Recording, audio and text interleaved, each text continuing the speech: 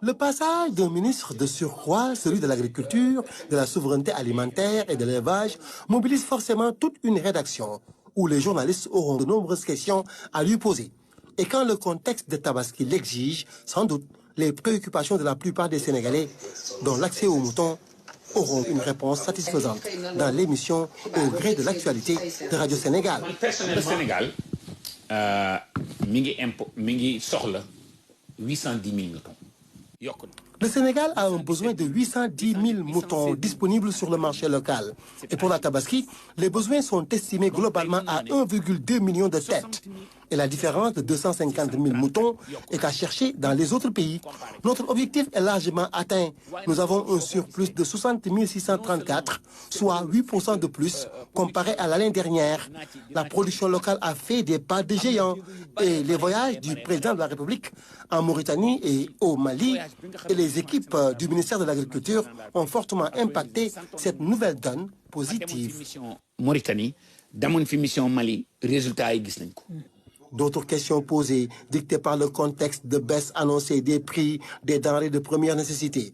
Là aussi, le ministre, avec son parcours de banquier d'investissement, peut apprécier cette mesure.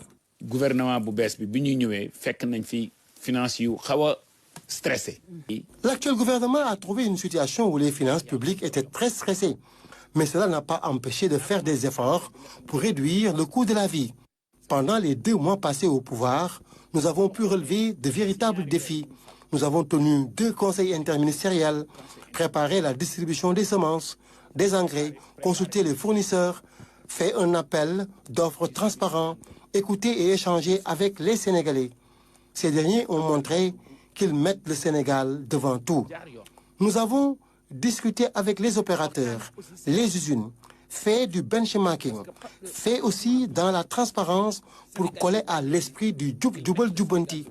Nous avons réduit le prix de l'engrais de 22%.